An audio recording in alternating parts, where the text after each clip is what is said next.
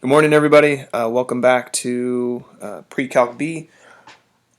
Today we're going to be going over more properties of trig functions and just identities to help us identify the value of certain trig functions and just get more comfortable with maneuvering around these functions we have.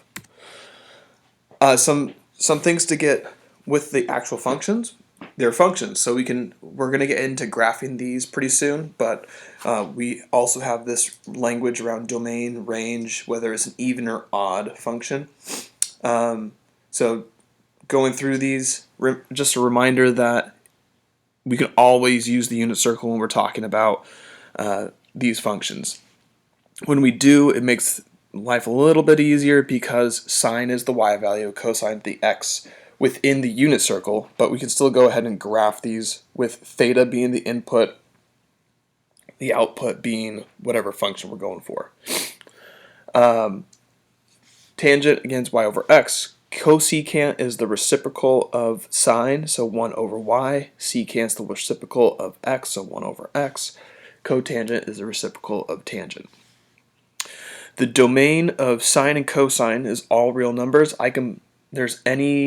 You can plug in any angle into sine and cosine, it'll come up with a value because it's just x or y values.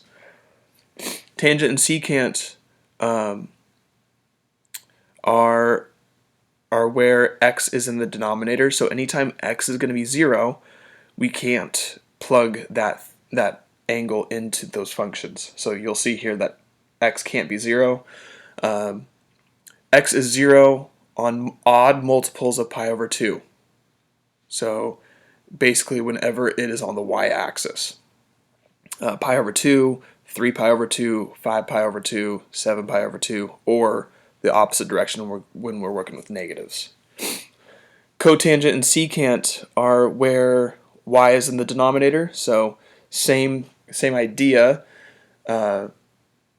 These can't exist, or we can't plug an angle in there that would result on the x-axis. So when y would be 0, so 0, pi, 2 pi, 3 pi, 4 pi, any multiple of pi is not going to be allowed within cosecant and cotangent. So those are outside of its domain. For the range, it gets a little wonky, a little weird. For sine and cosine, it's everything between -1 and 1, including -1 and 1.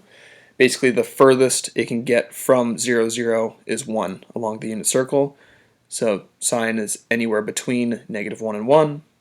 Same with cosine. Tangent is slopes. So you could have any slope that you want, right? So because of that, the range of tangent and cotangent is all real numbers, or between -infinity and +infinity. The weirdest ones are cosecant and secant. Because these are reciprocals, the closest to 0 these values can get are -1 and 1. Because the biggest number that sine and cosine can be is 1. Now, the fact that sine and cosine could get infinitely close to 0, if I divide by something that's infinitely close, then it gets infinitely large. So cosecant and secant approach infinity and -infinity for that reason. Looking at these graphs, they're pretty weird, and we'll get into that in the next couple of days. But for now, just the range is a little weird for this one. There's a gap in the middle. Even odd functions, if you remember from pre-calc A, an even function is like a quadratic where it's reflected across the y-axis, and if I plug a negative value in, it would be the same thing as plugging in the positive value of that same number. So examples of even functions are cosine and secant, where if I plug in a negative angle, it'd be the same thing as plugging in the positive angle. And that's because either direction you go, you're going to be in the same x value. But those are our two even functions. The rest of them are odd functions, mostly because we're using sine, and sine is an odd function. An odd function would be something like a cubic, where if I plug in a positive version and a negative version, they're the same. So let's make that a little bit more. So 1, 1, negative 1, negative 1. If I plug in the opposite, I get the opposite y value. If I plug in the opposite angle, I get the opposite of the positive angle. Same idea. Cosecant is the same just because it's flipped. Tangent, cotangent are both odd functions as well. So add that information into your purple sheet if you are keeping one. But just overall some good information to have. Alright, using these ideas of period, of odd or even, we're going to come up with these values. So sine of negative 30 degrees is the same thing as sine of 30 because it's an odd function. Sine of 30 is a little bit easier to figure out than negative 30. Sine of 30 degrees is 1/2, so this is negative 1/2. Cosine is an even function, so this is the same thing as cosine of pi. Cosine of pi is negative 1, so cosine of negative pi is also negative 1. Cotangent is an odd function, so this is the same thing as negative cotangent of 3 pi over 2. 3 pi over 2 is here, and cotangent would be x over y. X is 0, y is 1. Negative of that, still 0, doesn't really matter in this case. And then negative 37 pi over 4, tangent of that. Tan is an odd function, so get that negative out if you'd like. This is still a pain, so we're gonna use yesterday's idea of its period, and we're gonna take out whole groups of pi for tangent, whole groups of pi, and then we can simplify this angle down to something that is a little bit easier. So a little sidebar, 37 pi over 4, I'm going to write as a mixed number. 4 goes into 37 9 whole times, so this would be 9 pi plus pi over 4. 9 pi doesn't do anything for us as far as tangent goes, so this would have the same value as negative tan of pi over 4. Pi over 4 is where sine and cosine are the same, so root 2 over 2 divided by root 2 over 2 is going to be 1, but we're dealing with the negative version, so negative 1. Okay, so not too bad. You can always make these, just adjust them a little bit and make it a little bit easier to calculate. The most important portions of this, as far as manipulating functions, manipulating expressions, will be these identities. I referenced it in the last video, but there's some fundamental identities that I want you to add into that purple sheet if you have it. And I've kind of referenced a few of them. I've said that cosecant, secant are reciprocals of each other, of sine and cosine. So another way of writing a reciprocal is just 1 over. I may have even used this idea before. Tangent is y over x. If we're working with the unit circle, y is sine, x is cosine, so it kind of makes sense that tangent would be sine over cosine. This is true even if you're not working with the unit circle. And for that same reason, cotangent is cosine over sine. Oftentimes it's easier to use those instead of opposite over hypotenuse or opposite over adjacent. The ones that I want you to come away with, or the one that I want you to remember, if any, is this one. This is called the Pythagorean identity. It comes up a lot within this class. And these other two are based off of this, just with a little manipulation. If we're considering the unit circle, the hypotenuse is 1. So we'll with the unit circle, x, y, 1. This is our triangle within the unit circle. If I wanted to write something using the Pythagorean theorem, this would be true. X squared plus y squared equals 1 squared. But we know that cosine and sine are x and y. So this is cosine squared theta plus sine squared theta equals 1, which is exactly what this says.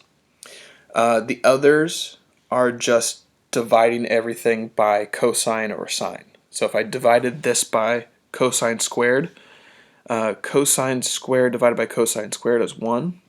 If I divide sine by cosine, I have tangent. So sine squared divided by cosine squared would be tangent squared. And then 1 divided by cosine squared, well, 1 divided by cosine is secant, so this would be secant squared. Another notation thing, whenever we square a trig function, we write it inside, kind of inside, but this is the same thing. Cosine squared theta. Another way of saying this is cosine of theta squared.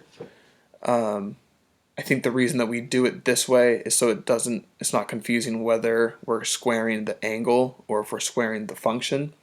We're squaring the function, so we kind of just write next to the function. But just a heads up, this is the same. These two things mean the same thing. All right. Side note: if we were to divide everything by sine, we would get this. So same. All three of these are just based off of this one, which is based off of the Pythagorean theorem with the unit circle in mind. But using these properties, we can make these complicated expressions a little bit easier, especially without using a calculator. So I'm just going to go through these. You might try them on your own as well, as usual. But looking at these, I'm noticing that all of the angles are the same, so that usually means I can do something with it. If the angles aren't the same, like in C, there are other things you can look for, but most of the time it means that you can't do much with it other than type in your calculator or evaluate the functions as is. But tan of 20, that's not one of our 30-60 or 30-45-60 angles, so we're kind of stuck there. Sine over cosine. If I have sine over cosine and they're the same angle, again, same angle, I can change this into tangent, and it's tan of that angle. Nope. So tan of 20 is the same thing. All right, tan of 20 minus tan of 20. Whatever that number is, they're going to cancel, so this is going to be 0. So something that looks super complicated is actually pretty easy. All right, this is the same thing. All right, so again, first, the angle is the same, so it means I can change this quite a bit.